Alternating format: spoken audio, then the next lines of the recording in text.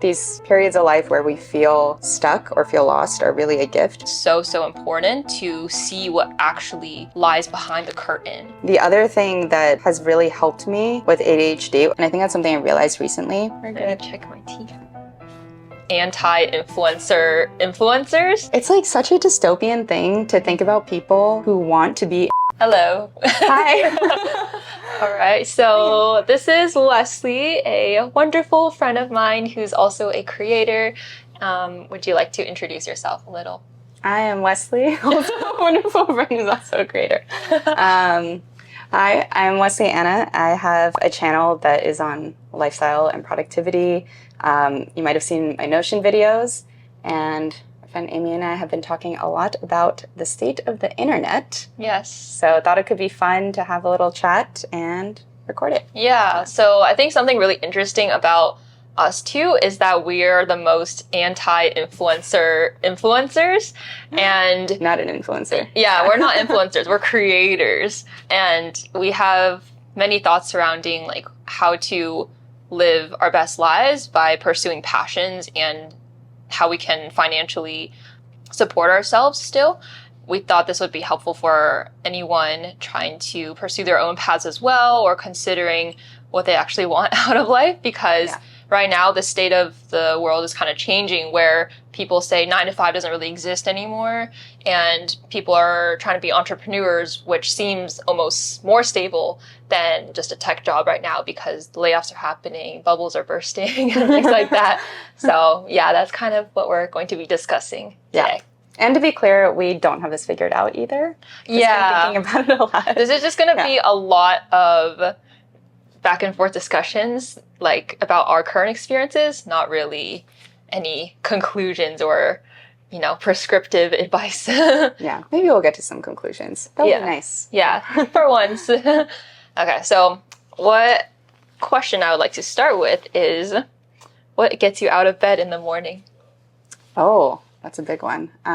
Coffee? Okay. You mean this more like philosophically? Yeah. I think all my questions are more philosophical. Not just having to go to the bathroom. I guess like in terms of what motivates me each day, honestly, I've just always really liked creating stuff. Mm-hmm. And I feel like I usually have a lot of ideas that are kind of like swimming around in my head. So in terms of actually getting out of bed in the morning, I spend a lot of my time in the morning like writing or kind of like looking over articles and kind of thinking about different ideas. Mm-hmm. So that stuff is usually what keeps me up at night or gets me up in the morning. Oh, okay. Yeah, I think that's mostly what's been like lately. But what about you? Yeah, that makes sense. I think I'm similar, where I would be staying up just because I'm laying in bed and I suddenly have an idea and I have to pull it out, my phone out for a note, but then I'm like, oh, the blue light ruined my sleep. And so then I think of more ideas and I stay up longer. And then also when I wake up in the morning, even if I'm so tired and lazy to get out of bed, I start thinking of ideas and I start kind of thinking through the next steps of like making the idea come to life.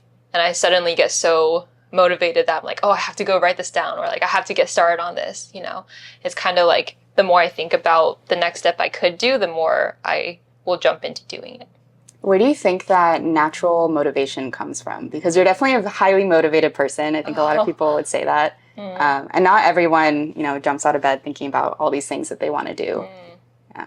I feel like for me, I'm just excited to start living life again, because I know a lot of people, they love sleeping in their bed, which like I do too, because I'm very comfortable in it and it's nice. But I think that things happen when you're out of bed. And so I'm just excited for life and things to happen to me, even like with my parents and my sister visiting this week. When I'm laying in bed and I wake up, I'm like, oh yes, okay, I need to start the day so then I can maximize my time with my family. So that's kind of how I think about it. Yeah. And I feel like you're very motivated too. Like you work very hard. So like, what do you think is the drive behind that? I always tell people I'm very fortunately and unfortunately self-motivated. You know, when people talk about internal and external motivation, I've never had a really high level of external motivation. Like people's expectations, or if, authority tells you need to do something. Yeah. Your parents say, oh, get good grades because you should. It's like, that's never really resonated with me. I think I've always had certain ambitions that I've wanted to do just because it comes from, like my own intuition or just the things that I want to accomplish. Yeah, so definitely like very intrinsically motivated person for sure. Do you think that's like genetic or like from family background or like root cause? I don't know, because I know my mom has definitely told me from a young age, even when I was 4 or 5 years old, nobody could ever tell me what to do. Like, she would try and put me in certain classes or sports, and if I didn't want to do it, I just wouldn't. She's like, if I tried to put you in dance class, you don't want to be there, you would break your leg, so you didn't have to be there anymore. So ever since I was really young, I was definitely that way. But my mom also is. She's stupidly independent and stubborn, just like I am. And we grew up as just like a single mom and daughter. Didn't have like a typical family unit. So I think that also contributed to not necessarily being, like when you have siblings, you kind of learn to like lean on other people and listen to other people and have that community aspect. But I think that type of upbringing also emphasizes being like a little more independent. Okay. So like you had an example to look to. And so even though some probably genetic partly, then you also had environmental factors. Yeah. But it's not always a good thing. Sometimes it's nice to not be stubborn and, see that other people also can have good ideas and, have things that they want you to do. And you can also do them. Yeah, I agree. I feel like that's why we both don't like having a boss right now, right? Like we don't like people telling us what to do. Sometimes I feel like life would just be so much easier if I was okay with just, this doesn't sound good, but like being like a robot, like, oh, you tell me to do this, and like, okay, I'll do it. Okay, and then I'm done for the day, and then like I'll just chill and watch TV instead of having so many ideas, you know? Yeah. Sometimes I'm like, oh, that would be a blissful life. But because I'm not born that way, I find joy in not being that kind of person, Not that there's anything wrong with it, but I'm like, oh, each person can be happy in their own unique state. Yeah, I think being a creator or being a creative in general, being an entrepreneur, they're all in sort of that alternative lifestyle package. And when I was growing up, being, an entrepreneur, owning your own business, CEO is kind of this thing that everyone like looked up to. Yeah. And everyone wanted to be their own boss, have their own business. But I always tell people, if you can survive in a regular job, you 100% should. Oh, yeah. Like people who are entrepreneurs or do their own thing, they only do it because they have no other choice. That's the only reason you should ever do it. Because going into a 9 to 5, you just can't stand being there and it's always going to make you miserable. That can push you into that alternative lifestyle. But if you're happy in a normal job, that's amazing. Like like you said, I wish I had that because it just makes things so much easier going forward. Because life is already so hard trying to figure out like what you want to do and where you're going to go. But then when you take away all of that society structure and the things that you're supposed to want, then you're just kind of like in this big soup of, I don't know. Yeah, that's so true. That's a really good point because I feel like a lot of the content nowadays is like how to build your own business, how to be financially independent. But that's not something everyone should pursue. Yeah. And that's not in the cards for everyone either. You shouldn't feel pressure to do that just because you think you want to do that or like you should want to do that. And it's very interesting too that you said life is already so chaotic because we would text each other sometimes and be like, oh, I would push away my adulting like lifestyle things just to make content. Like I would be like, oh, why do I have to shower? I want to continue working on this video. Or like, I don't want to make food today. Or like, oh, lunchtime already? Oh, it's already 5 p.m. The forever creative struggle. Yeah, for sure. What do you feel like your ideal day would look like? And how does it differ from like your day like right now in terms of like work and like productivity and like creativity? This is something I've been thinking about a lot. Because I've talked to you about this a lot, just like my eternal existential struggle about what to do. Yeah. And because I became a content creator thinking that, this was, it was kind of one of those paths where I originally wanted to be a blogger. I thought blogging would be fun. And then video became the thing over blogging. So I started to do that. And then it just, over the course of 10 years, it was kind of an evolution.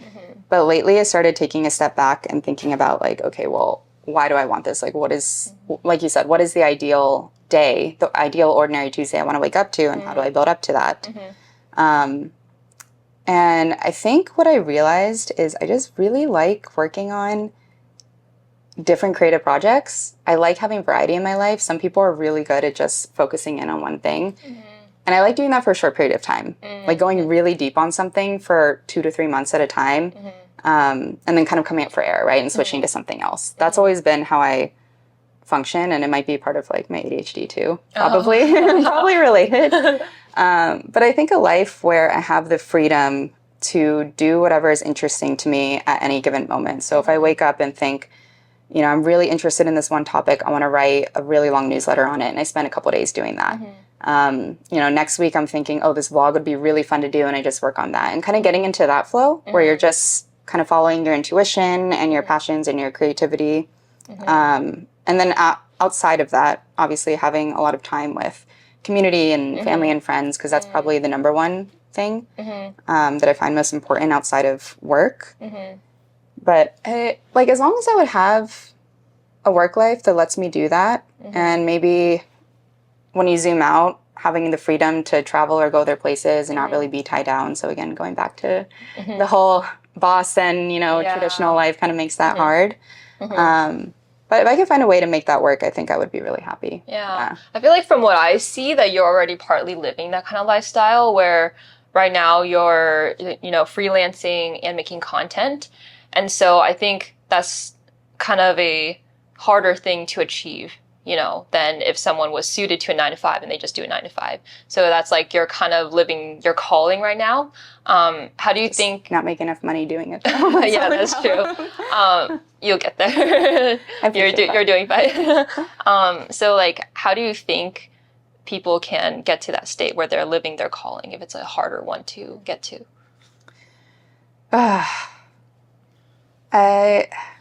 I think a lot of it is just constantly sitting down and really asking yourself that question, what do I want?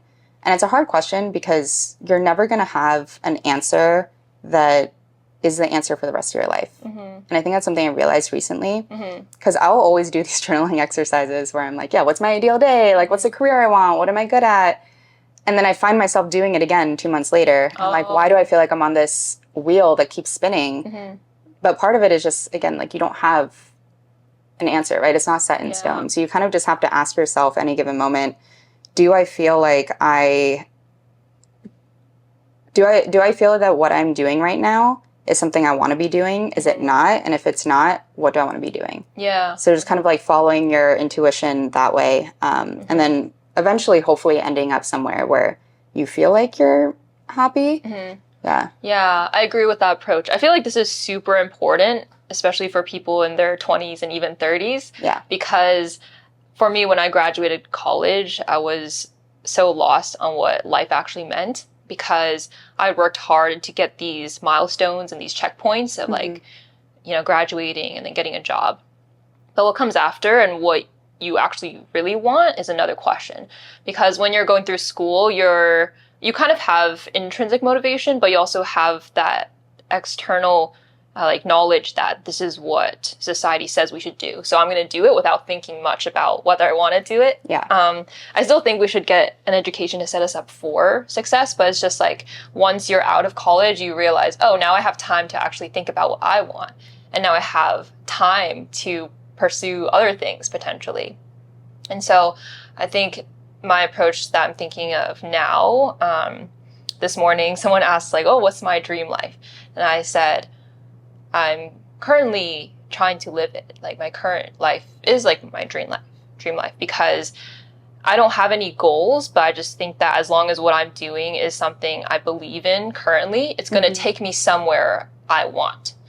I think what's not good is if you know every day you're just living on autopilot and doing things you don't like, because what you do now is going to be your future. You know, what you put in is going to be what you get out as well. Yeah. And so it's really important to always reflect, like you said, to make sure you're not like going on this path that is going to be harder and harder to get off of, right? Yeah, and I think a lot of people end up feeling really stuck when they do that. Like if you end up in a funk or in a period of life where you don't feel like you're progressing forward, you don't really know what the next option is, I found that usually that is a sign that your intuition is telling you something is wrong and you're on a path that you don't want to be, but you don't necessarily have the courage yet, or you don't know what step forward you want to take, right? So also, yeah, if you're making these decisions for yourself, that you can feel is like you know when things aren't right, right? Like you have these periods in life where you're really happy and things just align and you feel like everything is in flow. You wake up every day excited. You know, you're not worried too much about what the goals are or the metrics or the numbers you're tracking. You're just doing things that feel right to you. Yeah, but getting to that point can be hard, and there's definitely going to be different seasons of life where you feel that and then it goes away. And then you start kind of looking like externally, like you said, like people want you to do certain things. And you're like, oh, do I do that? Do I go this way? Do I zig? Do I zag? And you kind of have to figure it out all over again. But I think that's just kind of the process of life. Yeah, you have exactly. to get used to now. Yeah. That's a great point too. It's like you should never feel like there's an end point, because if you always feel like there should be an end point, you're never going to be happy, and you're actually never going to reach it even more. It's like the more you search for a flag to run to, the farther it gets away from you.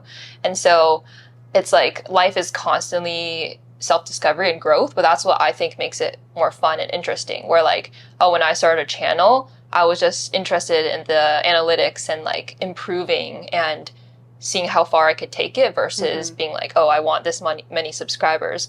And eventually it just fell out, and I'm still happy because my goal is still to analyze and improve and grow, you know? When do you feel like you stopped having those traditional goals? Because I imagine you're you guys don't know, she's a very, very successful person, our Amy over here. She has a lot of accolades. You've done a lot of really crazy things. And I'm guessing all of that wasn't just following your bliss this whole time. There was probably a portion of your life where, you know, you're following kind of like more of that traditional path, right? Yeah, I think that for me, my biggest intrinsic motivation is to convert my time into something that's good for me. So I think my understanding of what that was like to get into a good college and things like that to set me up for a good future and stability. So I think that's how I convert external motivations into intrinsic motivations. But now I think because I have done some things that society deems are important, now I feel like I've given myself more flexibility and the optionality to pursue less traditional things. And so that's why I feel like perhaps the combination of getting accolades and then exploring other things is perhaps the most suitable for people who aren't like Einstein or like Steve Jobs, you know, because very few people can just start from non-traditional. Yeah, it's interesting you say that a lot of that came from you having already accomplished so much, because, you know, people will always talk about how success on paper doesn't really matter, right? Like you want to follow the things you want in life. People are important. Health is important. Like there's all these things that we know, and they kind of become almost cliches at a certain point because you hear it so many times, but we don't understand it, right? And I think this is something that you run into a lot, this problem where you want to tell people these lessons, but it doesn't necessarily go through. And one thing I noticed a lot is that the people who really understand that that type of success isn't the most important are the people who've already had it. You have to reach that. You have to experience it. And at that point, you understand, like, oh, this isn't actually what I was chasing in the first place. And you can tell someone that, but until someone has $1 million, you can't tell them that money doesn't matter. So I wonder if that's also part of it. Yeah, I think that is part of it, where I'm really grateful I did those things, and I wouldn't have had it any other way, because it set me up for my ability to pursue other things now. So that's why I always think like students, they should, and like young adults, they should just be converting their time into things that are good for them. Because if it's not a degree, it's your human capital. And regardless of what that human capital comes in the form of, it's going to benefit you and make you set up for some kind of life that you want. Yeah. And I think right now, even though I don't have $1 million, I do tell myself that, hey, like, I know the money doesn't matter as much as my current life, but I'm still like, oh, it'd be nice to have $1 million. But I still kind of, I would like to learn the lesson by having the $1 million instead of theoretically. Yeah, I kind of feel like I know the lesson, but I need to really know it. Yeah. That reminded me that a lot of the times, kind of like circling back to content creation and, a creator as a job, I think a lot of people get stuck in whether or not they should create something within a niche or something that's like high value driven, but then so many people have this dream of being a relationship based creator or like, an influencer or a vlogger and just creating whatever they want, right? Like you come to YouTube thinking, I just want to be creative. I want people to come to me and enjoy this and watch it. And I think that can work a little bit backwards sometimes or not really work in your favor. Because something that I realized recently is like that you have to earn it, right? Like you said, you go through these phases where you worked really hard and you already earned your stripes, you did the reps, and now you have the freedom to really think more about like where do you want to bring your channel, like what kind of content you enjoy making. But for someone just starting out, you don't get to start with that type of freedom, right? Like you kind of have to earn people's trust and show that you're someone who can deliver value. And at a certain point, once you have an audience that trusts you and really likes you, then you get the freedom to do the things that you actually enjoy. Yeah, exactly. I feel like we have to understand that the world is fair, where, like, how can you be entitled to get an audience who loves you for you? Yeah. Like, that's everyone's dreams, right? Like, what makes you be able to get that out of everyone else? Yeah. And so I also like your point about me earning my stripes, because I think that while I've been officially working hard on this YouTube channel, like my main YouTube channel with about 270K subscribers, while I started that more seriously in January 2022, I like to think that, this has been in the works for a decade because of how much hard work and reflection I've put into my own life, because now I can share those life experiences, right? I feel like too many people want to create for the sake of creating, or want to become a YouTuber because they want to be a YouTuber. But I was just craving to share a message that YouTube just became the tool by which to actually share it. Yeah, I think the tool part is a really good point. So many people nowadays want to be a content creator or an influencer, YouTuber, whatever, brand you want to call it. But they have nothing that they want to share. Yeah. They're like, I just want to be online. I want people to see me. I want to be creative. I want to be validated and have attention. And that can't be your goal. And I think we were talking about this the other day, how so many people, their goal on like TikTok or YouTube is literally to get views. That's not a goal. That's a metric. Yeah. Or the same way that people will be vloggers, right? And they're like, why is nobody watching my vlogs? I think I remember Colin and Samir at some point mentioned that vlogging is not a topic. Vlogging is a format. Yeah. So if you are just vlogging a week in your life and there's nothing other than you there, that means you are the topic.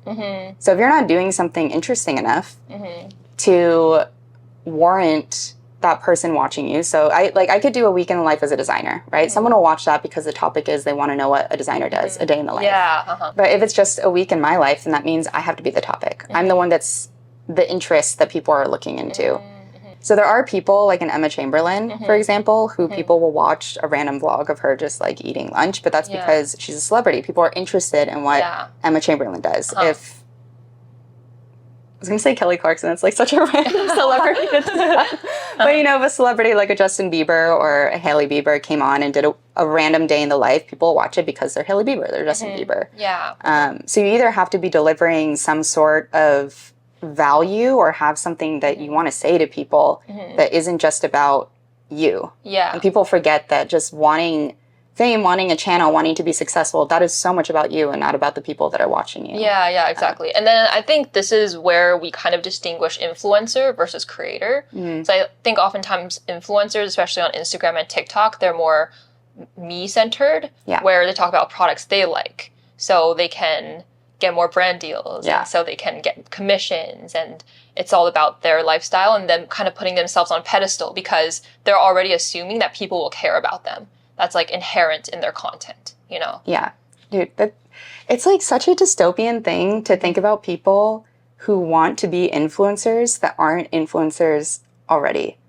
Because you're basically saying that you just want to be known and you want to gain influence and be famous so you can tell people what to buy.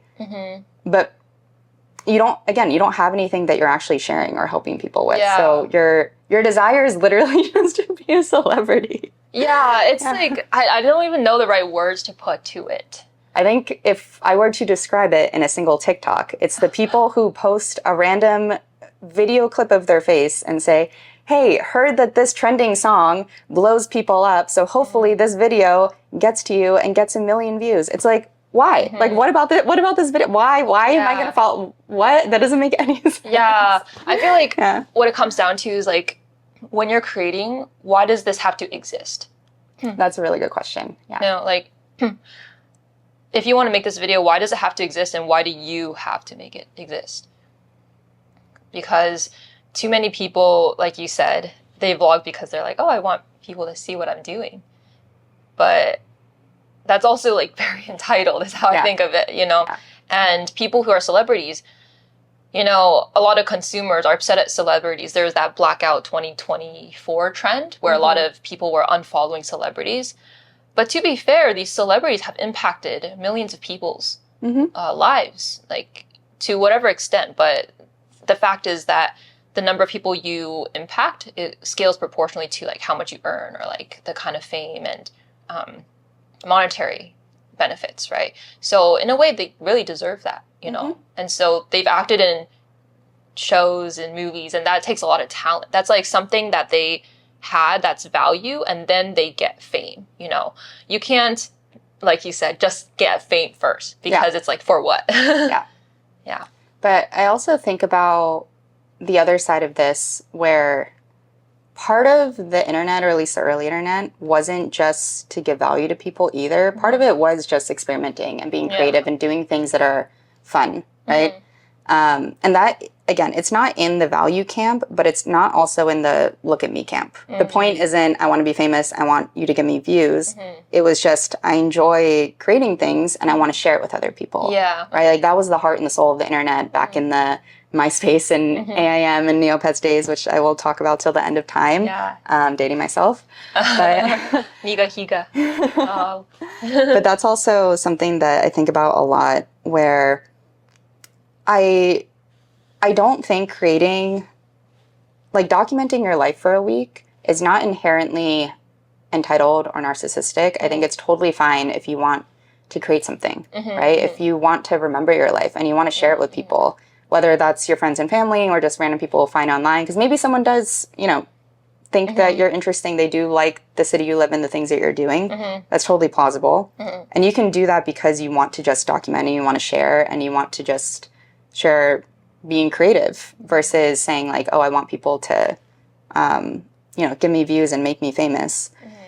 But I don't really know how that exists between those two spaces. I feel like we've kind of gotten rid of places where we're able to do that and able to just like create and share for the sake of it. Yeah, I feel like people who want to genuinely create, they end up being like entertainment value or emotional value because they're genuinely creating content, so it comes across on camera, you know. But the other camp would be like, oh, vlogging and then being upset at not getting many views, right? Because it's like, that would be the part about solely wanting the fame, you know? But it's also hard because now algorithms are so tailored for extremism or for views or for controversy. And we all know that, you know, feeds are no longer chronological. You don't see what people are posting. So at one point I do get that you can't expect everyone to watch, you know, a video that's not of high value. But at the same time, you are posting it to share with people. So there kind of has to be this balance where if you create a piece of art off camera, then like, yeah, it's just for you. But when you put it online, you want it to resonate with other people. And sometimes the way that these social media platforms are set up and the internet is set up now, I don't think we really have a way to be able to share like that, share more organically. I don't know. I agree. I think if I were to put my biggest struggle as a creator now, it would be to reach the people I want to reach, or that I know would be positively impacted by what I say, because I feel so much pressure from like titles and thumbnails and things like that, where I'm like, I poured hours and hours, even months of thought into this one video, but it all hinges on the title and thumbnail. Yeah. You know? And to me, the number of views is a metric for how many people heard my message. You know, it's not like, a vanity metric. It's more of how many people were potentially impacted, right? And so I think that's what's really hard too, where now people reuse the same titles and thumbnails a lot. It's just the way that the algorithm has pushed creators to do, which I think is pretty sad. Yeah, the whole packaging thing is really hard. I think that's something that people don't learn until later on in their creative career. People always think about making the best video and production value, but you usually get the whole spectrum really wrong. You know, people think about how does my video look? What are the fancy editing techniques? And then they think about what is, you know, like the meat of the video, what is the script, and then they start thinking about the intro and they think about the title and thumbnail. And then, you know, the idea kind of gets lost in there. Yeah. Where it really has to be, do you have an incredible idea that you can share?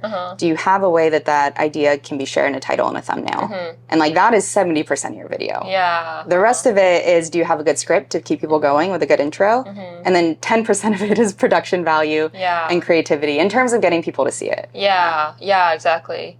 I think something that I have learned, though, is that once a video does take off, then that becomes a way to increase your click-through rate for the next video. If you are consistent in the value you deliver within the video, then people will want to see the next one, you know? But that's only if they've already seen you before. Yeah. So that's when the actual meat of the video becomes important. Yeah. Do you feel like you don't reach enough people, though, even with, because you do get a good amount of views and you have a good amount of subscribers. You know, and if you change 100 people or even like 1,000 people's lives, that's a lot. Yeah, I'm surprised you still feel, you know, worried about the amount of people that hear what you have to say. Yeah, I feel like it's kind of bad, but it's like when I compare myself to other videos that talk about the same thing.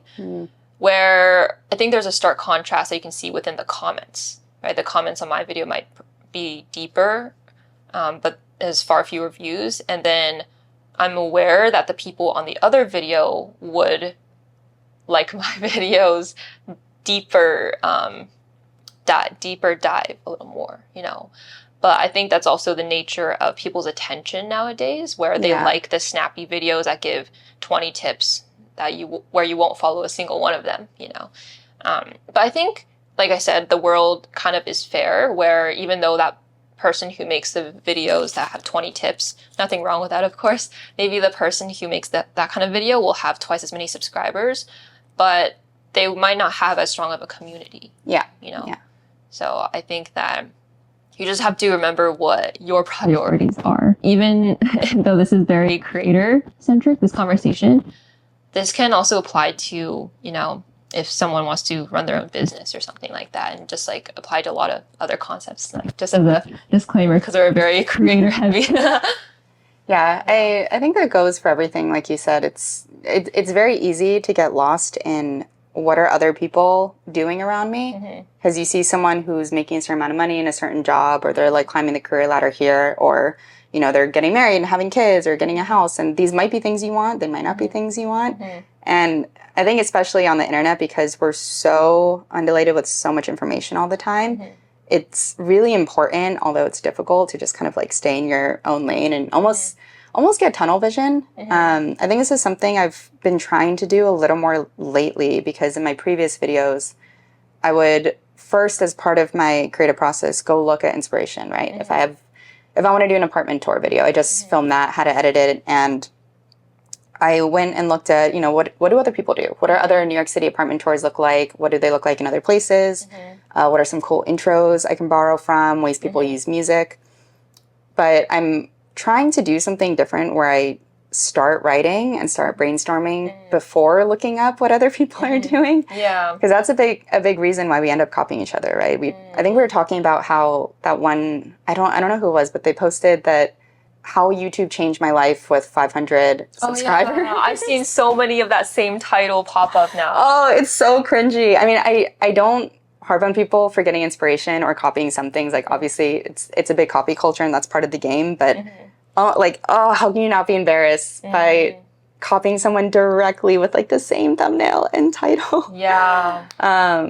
But that's what makes everything the same, right? Because we're all looking left, we're looking right, instead of thinking about what do I want to create? Going back to what you're saying, like you have a message you want to give out, you have something you want to make. And the more you get influenced by other people, the more that message gets diluted and actually makes your work worse, because then you start blending in with everyone else instead of doing what's true to you. Yeah. I remember there was a quote one time that, you know, if you read the same books as everybody else is reading, you're going to think the same thoughts as everybody else too. Oh. And I think that applies the same to content, applies the same to everything, right? You kind of have to be able to tune out everything and start to really think about, going back to intuition, like what do I really want to make and put out there in the world? And just try doing that, because that's how you start to figure out like what is it that makes you special and what is your special message you want to deliver. Yeah. I feel like people definitely need to trust their own thoughts more. Yeah. Nowadays, especially if we're consuming content, we're letting other people think for us. And that goes for career and what you want out of life in general. It's like you can't keep looking at what other people want and think that's what you want. You have to find your own path, what kind of job you want, how you want to be spending your time outside of work.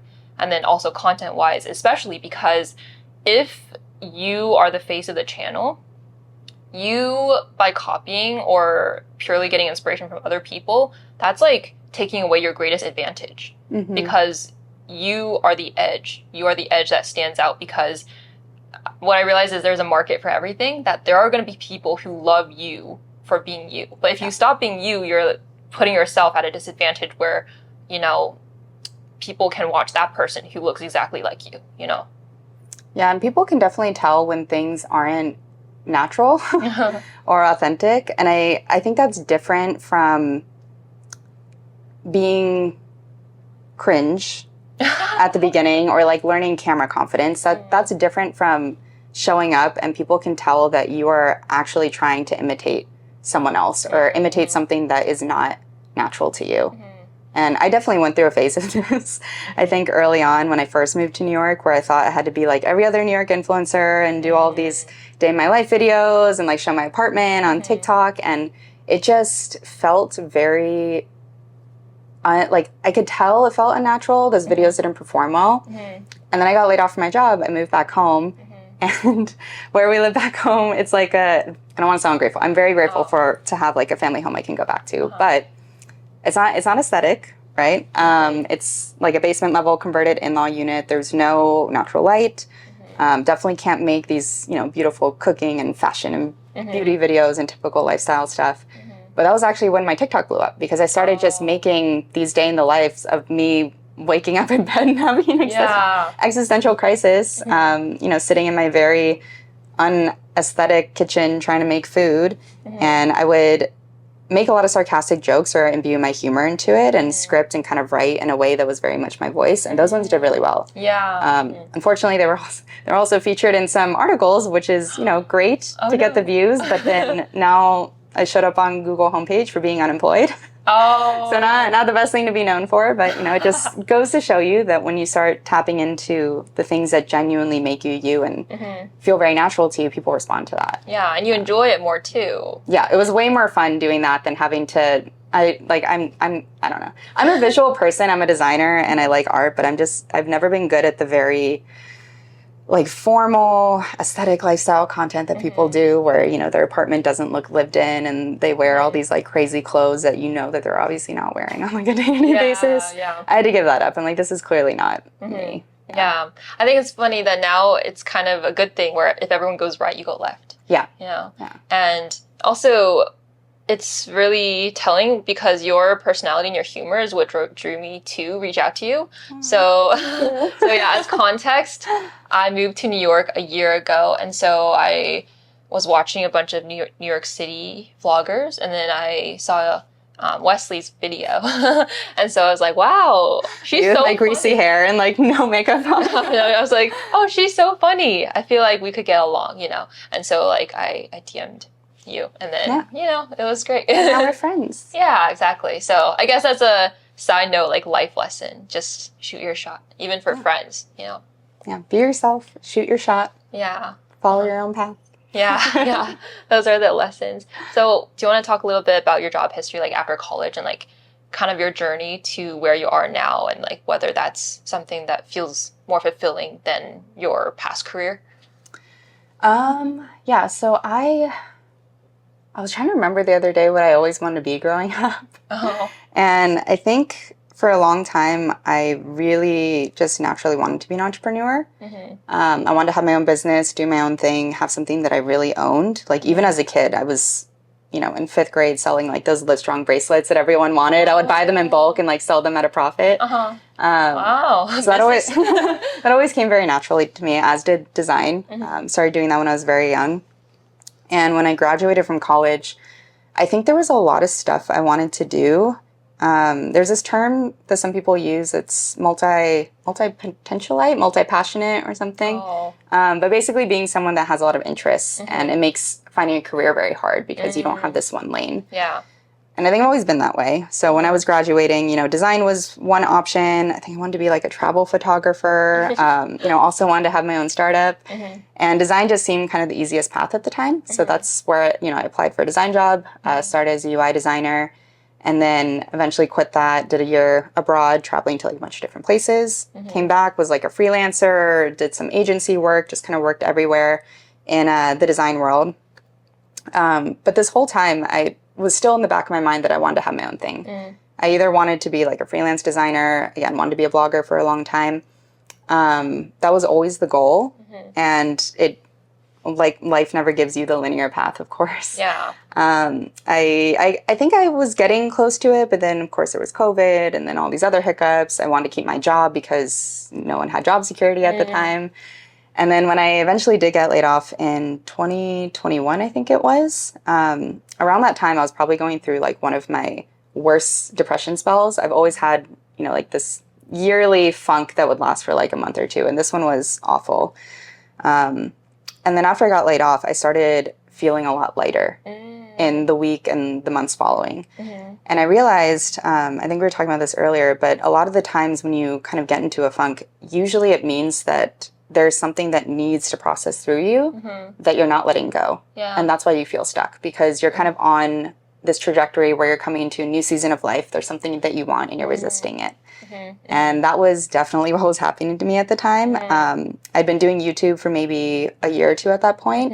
I really wanted to make it a job, but I wasn't being consistent because when you have a job full time, you have that plan B and that safety net. It's easy to skip a week because you have a paycheck coming in. And I was not really being serious about it. And I think I convinced myself that I would be happy just having a regular job in the background, right? Yeah. Because that was easier than thinking about the scariness that would come after that. And so the universe sent me that message and said, hey, like, you need to move along here. So no more work to be done.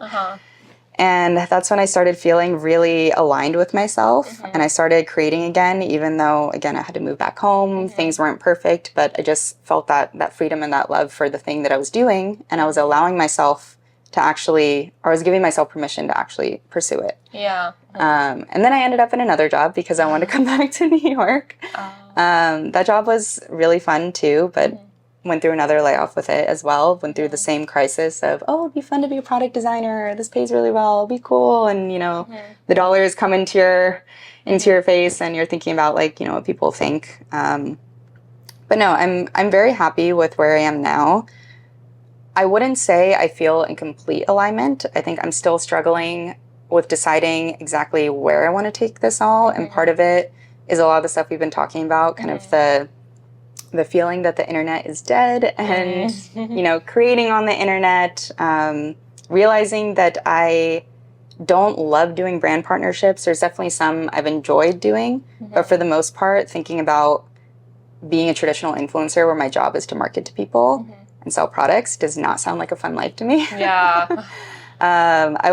I would love to just like create and help people, but I think the traditional avenues for making money off of that are very difficult if you don't give in to kind of the consumerist and capitalist mindset. So right now, very much struggling with that side of wanting to create online, not wanting to contribute to consumerism or like brain rotting, and wanting to be a good influence, but getting paid to be a good influence to people, which is really hard. I know. I struggle with that so much. I feel like we are idealistic, where we want, Yeah. We want the people who have pure intentions to benefit the most. Yeah. But that's not really the way the world works, especially not in content and in, capitalism. Even though capitalism is obviously great, it brings us things we would not have Radish or, wait, where did Frank go? Oh no, Frank! Yeah, it brings us great things, but it also means it's hard for you to pursue your passions and live financial freedom, Yeah. Contrary to a lot of the videos that are out there, right? So I think it's important that we provide this different perspective, especially helpful because we are both like mid to like late 20s / later in life where like people think you should have everything figured out already, but we really don't.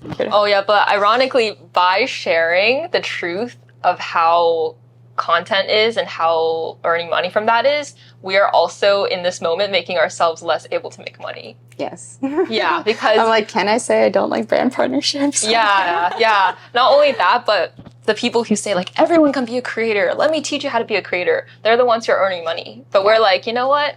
There's a lot of gray area, and gray areas don't make a lot of money. Yeah. People don't like nuance in the internet, unfortunately. Yeah. But pretty crazy because I was also really impressed by how you took the layoffs as something positive. I don't think I don't think everyone can do that. So that kind of gave you the permission to do what you've always wanted to do. But do you wish that you like quit yourself earlier? It's hard to say. I think, of course we always want to find our path quicker than we do, but I probably wouldn't have had the same journey had I not gone through all the things that I did. I wouldn't have had the same realizations. I think if I had ended up quitting on my own and not letting that run its course, probably would have ended up in the same place in a couple years and thinking like, oh, I should go back to a job. So you kind of have to hit rock bottom in a way for you to realize the changes that you really want to make. Yeah, for sure. That makes sense. And I also really like the attitude of not having regrets about your own choices, because at the end of the day, everything that happened in the past led you to where you are today. Yeah. And I will also say a big part of me not having regrets there is the huge privilege I have to be able to live at home. Because, after I got laid off, Albie and I went abroad for 2.5 months. We went to work remotely, or he was still working at the time. We went to Amsterdam, we went to Thailand. I worked on content. He's working as a recruiter. And then our lease had ended in July. So we were able to go home without any extra rent. And he pays a small mortgage at his home back in San Francisco, but it's nothing compared to New York rent. So not everyone has that. Not everyone has no responsibilities. Not everyone can go home, not worry about that. And I think if I was in a place like I was earlier this year where I felt like the money I was making and the job I had was really going to make or break whether or not I would get kicked out of my apartment, that would be a way different relationship to it. Yeah.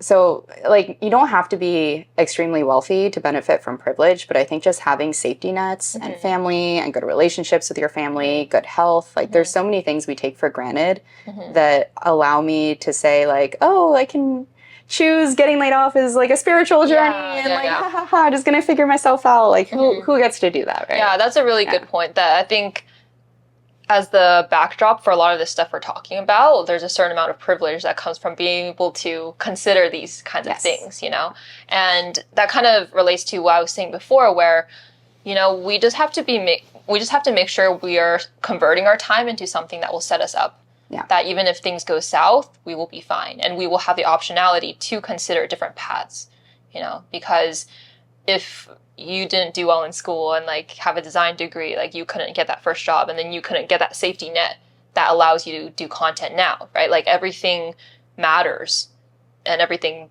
accumulates into a single decision where you have this choice or you have this choice, right? You never want to be left in a position where you don't have a choice. Yeah. And I think that's a really beautiful thing about life. Going back to that idea of goals, we try to make plans for our life, and there's some quote about how you make plans and like life laughs at you. Yeah. Because you really like whatever happens, it's just a series of decisions, right? Like every moment you can decide, I want to do this or do this. You make that decision. There's another fork in the road. And that's scary because there's uncertainty, but it's also nice to know that you're never stuck where you are. You're only just making a decision for a little bit, and then you learn what you want to do next.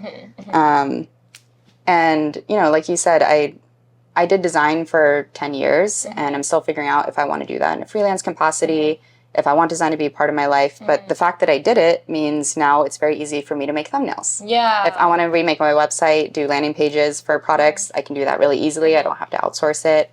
In my videos, I understand visually how to move things around, and that all comes from that background, right? So all of these skills we're learning, it's not like you're ever starting from nowhere, right? You're just taking these different decisions and using that capital to make whatever is in front of you even better. Yeah, exactly. It's that human capital that's most important at the end of the day.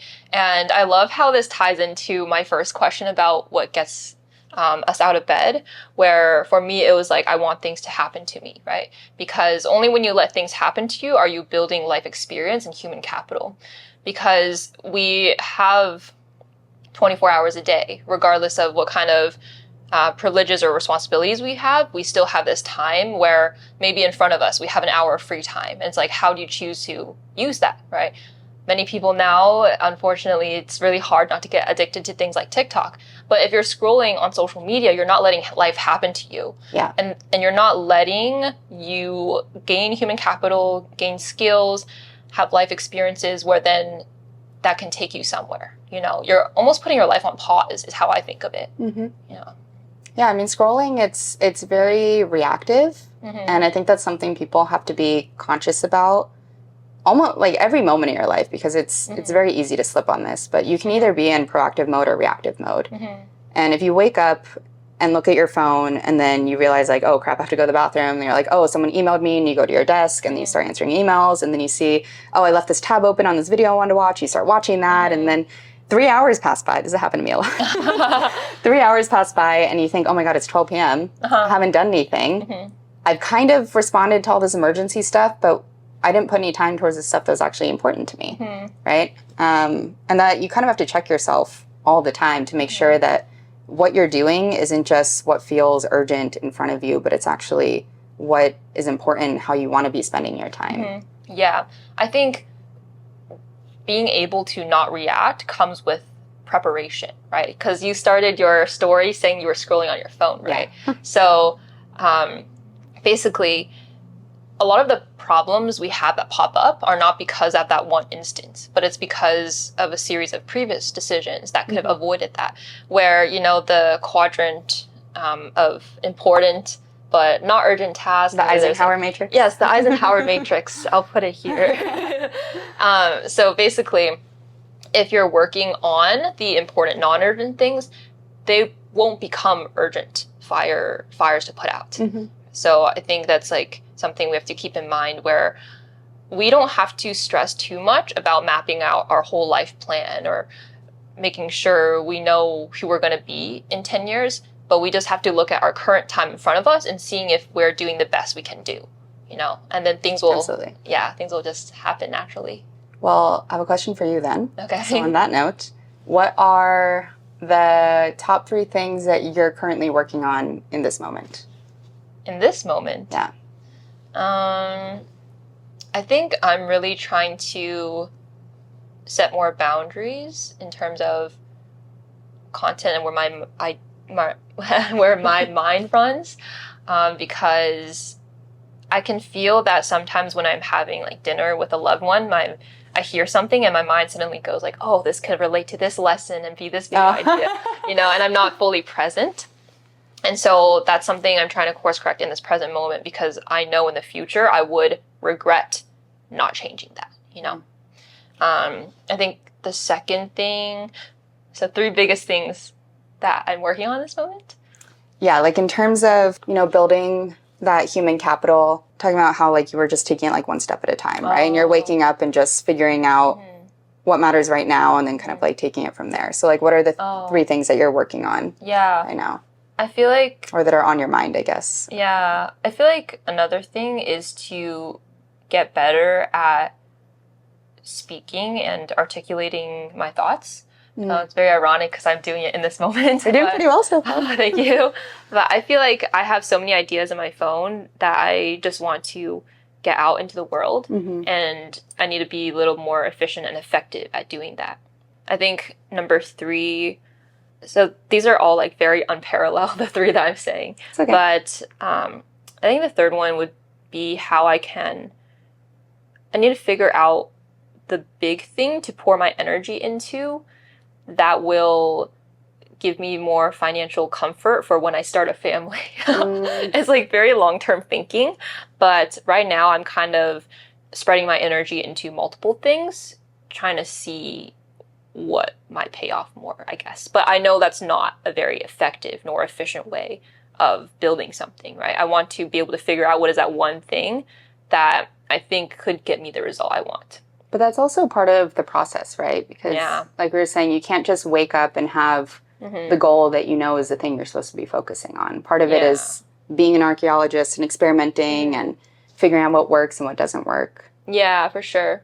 Yeah, so I guess that's just like overall the actual thing I'm working on is seeing how I can get that comfort for when I'm a mom. It's so like long-term thinking, but I feel like that is kind of a valid consideration, especially for women, right? Because we have a biological clock. Yeah. So, I guess you can show we're both engaged. And so I feel like that's something really important to realize too, that we actually have a lot of our lives figured out already, if you think about it, because for those who want to start a family, I think finding a partner who we really love and trust and like who's our best friend is actually really hard. I take that for granted a lot. Yeah, exactly. I do too. And so I just wanted to take the chance to relate that to what I was saying about a family, because we have all these aspirations in life, especially when I was a kid.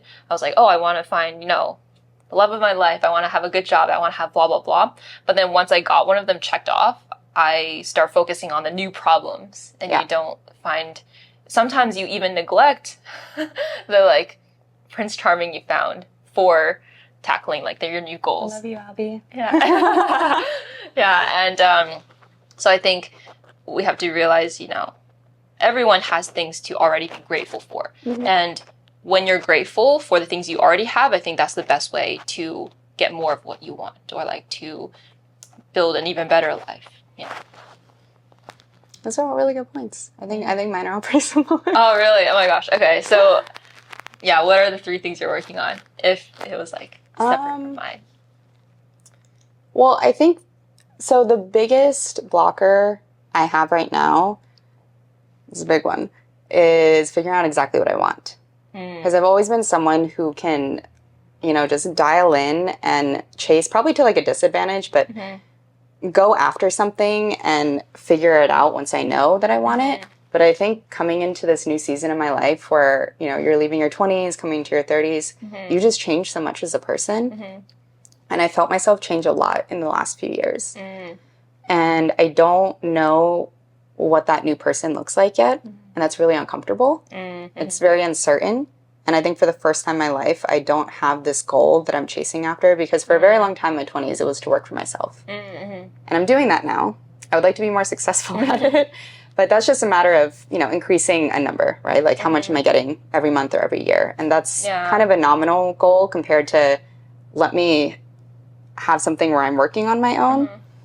So now that I have that, and like you said, having a partner is also a big thing, I don't know what is next. And that's hard for me to wake up every day and feel like I'm kind of like flailing around trying to figure it out. But I'm trying to trust the process and know that it's a part of it. Yeah. And I think these periods of life or these seasons where we feel stuck or feel lost are really a gift, because it's showing that, we're shedding our old selves and there's something new that we're moving towards that we haven't defined yet. But that is something that is always on my mind. Oh, yeah. I love that perspective. And that is like my third thing that I was saying, it's also like trying to find what you want. And like what to go after, Yeah. Sometimes it's hard when you have too many options, or like too many shiny things you want to grab. Yes. Too many things you enjoy doing. At the risk of not being humble, too many things that you're also good at doing, right? I think you and I both have a lot of skills and talents that we can leverage. Yeah. Versus if you have just one thing that you're really good at and you really love, it's easy to just go after that. Yeah, that's true. So I think there's a lot of FOMO we get because it's like, oh, you could also be really good at writing or really good at filming or really good at speaking and podcasting, but then you have to kind of choose one of those things. You can't do everything all at the same time. Yeah, exactly. I feel like something that's really been helping me is when I learn about successful people's stories. Yeah. So recently I was listening to an Alex Hormozy podcast, and he was saying how in the beginning of making his businesses, he went bankrupt and in debt multiple times.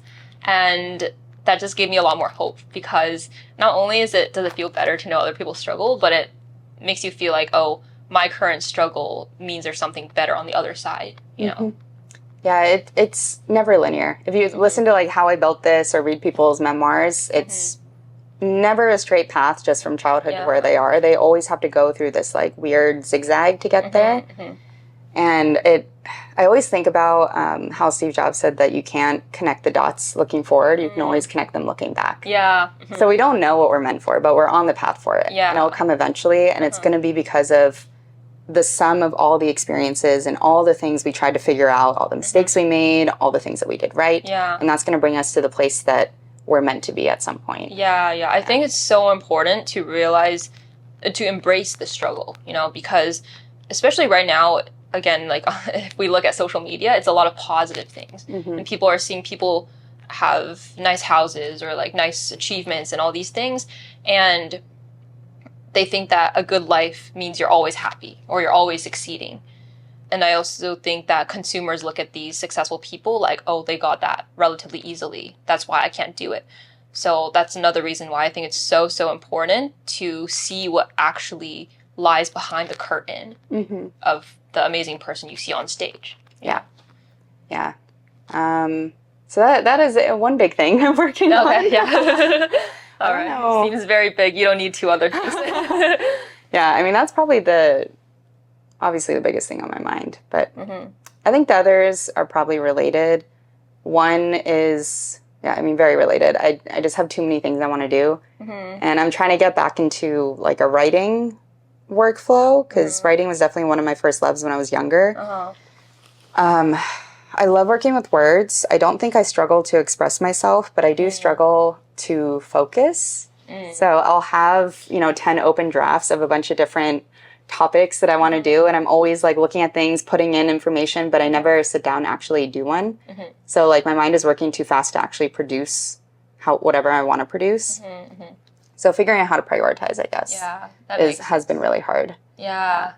I feel like how you described like being good with words is very true, because I think whenever I have thoughts and I share some random words to you via text, the sounding board. You like reinterpret it into exactly the way I want it to. Yeah, exactly. They're like, please rewrite this in a more formal manner for this email to my boss. Yeah, and then you just write the exact words that that I wanted my brain to come up with.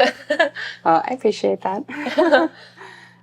Just have to figure out how to, I think this is what is really hard for me is I have this feeling and this confidence that I have all the tools that I need. Some people you really need to just slow down, work on sharpening your axe, and then come back. I think at this point, I know how to make a good video. I know how to package something in a way that people like. I don't always stick to that. Sometimes I do things just because I want to, but I understand how to do the social media thing and marketing.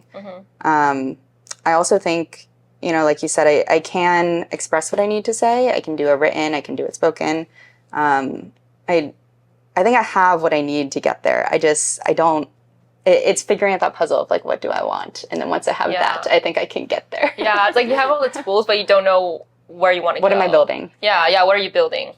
Or like you have these paths in front of you where you can go down each of them, but you're like, which one do I pick? The struggle of commitment and dealing with anxiety and black and white thinking and just all of these other things that we have to figure out. But yeah. Well, you say that you like jump around and you're very disorganized, and you mentioned you have ADHD, so I feel like you're incredibly productive and organized and again, only seeing the outside can achieve a lot of things. But I guess seeing is all that matters, right? But like, how do you think you're able to, you know, work well? I think a lot of people, they also tell me they have ADHD and they struggle with this. So like, what do you think has been helping you? Number one, medication is helpful. Don't be anti-medication. But yeah, pills don't teach skills, so you still have to figure things out too. I would say I've developed a very strong passion for organizing over the last 10 years and just like productivity methods. So that's, I don't know if it's because I naturally am more of a system thinker and a synergizer, or if it's because I've struggled with this and so I had to figure out ways to cope, whereas it comes naturally to other people. But it's definitely like a hobby of mine, just figuring out how to optimize life and organize life. And I spend way too much time on that and like things like Notion or figuring out different apps and systems. But because I have the enjoyment and I spend the time there, it makes it easier. I definitely spend way more time working in systems though. Like some people will think that the things I do are overkill, like the way I organize stuff or label things. But if I don't do that, then my mind just kind of turns into a puddle. So being willing to spend the extra time to organize stuff, and again, that's hard if you don't have an interest in it. Luckily I do. But honestly, I think I'm really not that productive. I know it seems that way, maybe because I have this fixation on appearing organized, but I waste a lot of time, and I'm very inefficient with time sometimes because I'll focus on the wrong things. But I mean, I survived so far. I think it just shows like if you didn't try, you would be worse. You know, where Yes. like even though you think you're not very organized, but you clearly are way better than if you had just given into, you know, the difficulties, right? And also what's really important in what you said, I think, is how much you enjoy it. Because when I look at your Notion, I'm like, dang. You're like, I don't want to do this. Yeah, because I feel like people think I'm uber organized, but I'm just like, that's so much work. Or like, I can just play it by ear sometimes, you know. But I think it's like when you look at how much an achievement is, it's probably the person who did it enjoyed it, you know. And so to succeed more in one area, do what you love, because when you do what you love, you're going to be more likely to be good at it. I don't know. That was kind of circular, but no, it makes sense. And I think on top of that too, the other thing that has really helped me with ADHD, I wouldn't say it's helped me. I think the way I have coped with it and how my life has turned out because of it is going back to my story of what my job was and all these things I wanted to do. Everything I have done without intending it has been to optimize for the way my brain works. Because I have such a hard time sitting and listening to meetings when I don't want to. I have a hard time being on other people's schedules. I'm late to things. I don't like not having control over my time because my energy, my interest always shifts.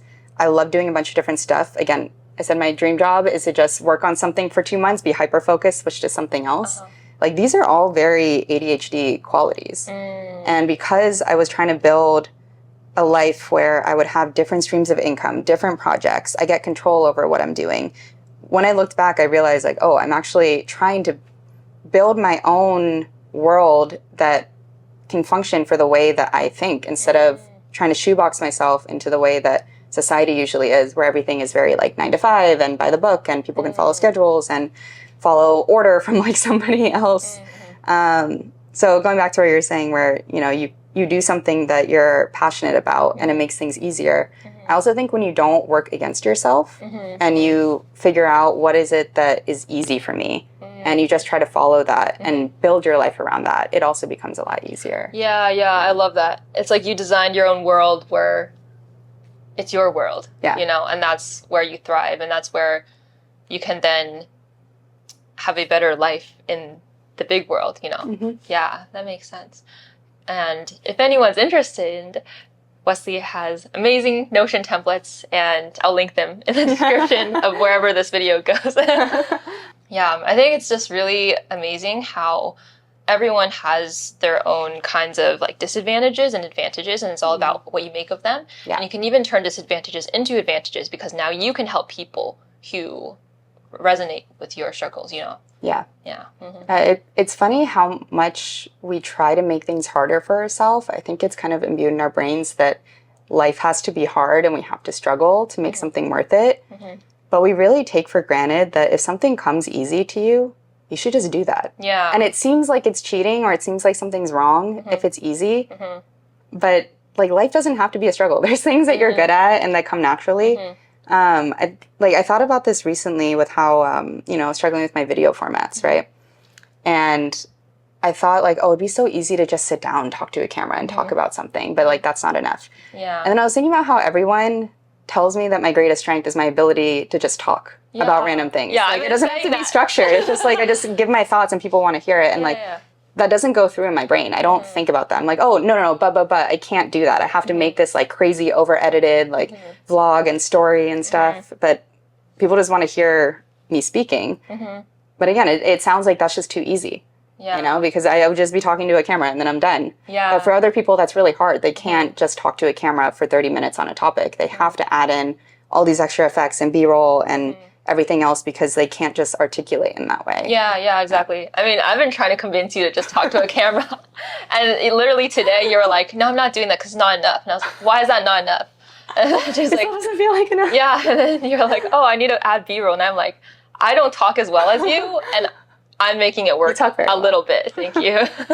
But yeah, I agree with what you said though, because when I got an editor and then I could chill more and then go to the gym more and you feel guilty about it. Yeah. And I'm like, wait, people work way more hours than I do. I should work more hours. So I'm going to give myself more things to do, So I think it's that feeling too, where it's like, it's not right that I'm relaxed. You feel like you cheated the system somehow. Because capitalism and the Puritan work ethic and the general sense of ongoing productivity makes us feel like we are not worthy unless we are working and we are struggling against something. Yeah. And it's like, I think, oh, if I work 4 hours a day and I can produce the same amount I did before, now let me work 8 hours so I can produce even more. The efficiency trap. Yeah. Keep filling in other things because you think that, now that you have extra time, you can fill in with your other stuff, but that's not the point. Yeah. So I've always talked about how I try to reframe productivity as things that are also good for your mental health, like spending time with family and things like that. And so how I've been doing that is prioritizing the time blocks for them. Like yesterday, my dad was kind of like, oh, I feel bad that we're going out to the museum. Feel free to stay home if you have work to do. I don't want to delay you. And I was like, you know what? I was thinking this. I didn't tell him. I was like, I was thinking, you know what? It will delay my work that I probably should be doing, but I actually want to delay it. Like, this is a priority, And so sometimes if you want to change yourself, you have to really make that split-second decision that is forcing you sometimes, because your logical mind is something that can be like you can choose your actions at the end of the day. Yeah. You might want to do this, but you have to tell yourself you actually, in the long term, want to do this. Yeah, we often forget we have choices. I think we had talked about this other day where it's easy to get caught up in telling yourself I should versus I want to.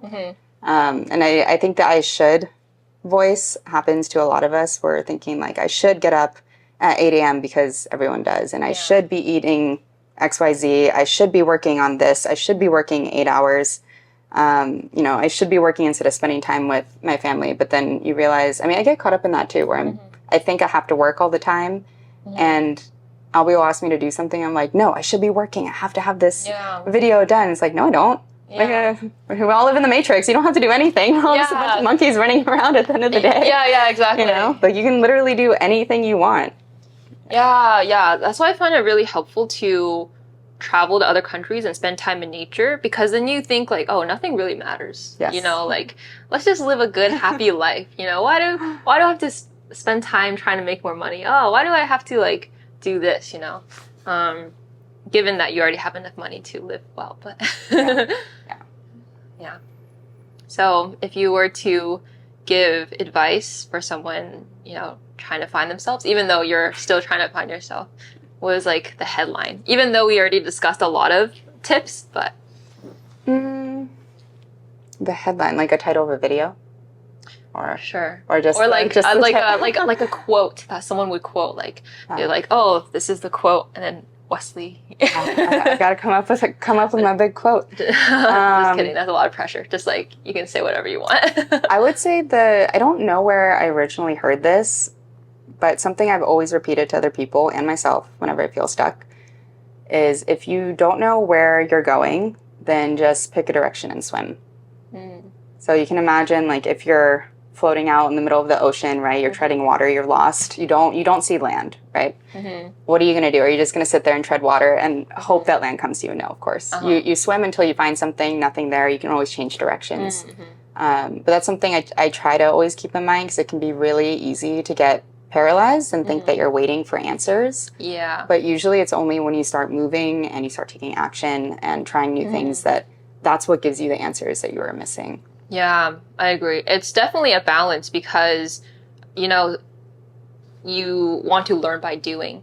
And then also, when you learn by doing, you can also learn from mentors who have done the thing already and to perhaps inform you a little bit better. That's also another form of picking direction, right? You're getting advice from someone that is taking action. That's true. That's true. Yeah. At the end of the day, it's just take action. You know, let life happen. Yeah. You give me your quote now. Okay. I say this too much though, so people might already know it, but I think it's just use time like it's gold. Because at the end of the day, you want to know that you made some progress. You don't want to have 0 days. And as long as you're converting your time, kind of like picking a direction, you're going to get to great places. It's basically inevitable that if you're trying your best, something great is going to happen. I think people need to have more faith in that. And I also, kind of unrelated, but I also think people need to be more willing to bet on themselves and to take risks because what's the worst that could happen? Yeah. At the end of your life, you regret the things you didn't try. Yeah. Yeah, and there's always that saying that, luck happens when, what is it? Luck is when you... Preparation meets, I don't know. Yeah, so something like that. we basically know like fragments of quotes. I should have written these down before. It's okay. If anyone knows what we're talking about. Yeah. No, luck happens to you when you put in the preparation and you put in the work and an opportunity comes. Yeah. Because a lot of the times opportunities come and you're not ready for it because you weren't working. Yeah, luck is when preparation meets opportunity. I think that's it. Maybe. Yeah. Okay. Well, thanks so much for spending this time with me. Thanks for coming to hang out. Radish enjoyed having a new friend. Yay. Frank is on the floor. But Frank, come say bye to the viewers. So cute. Yay. Thank you for coming to my channel. Thank you. Hope this was helpful. Comment what you thought. And yeah, Wesley's socials will be in the description. So Later.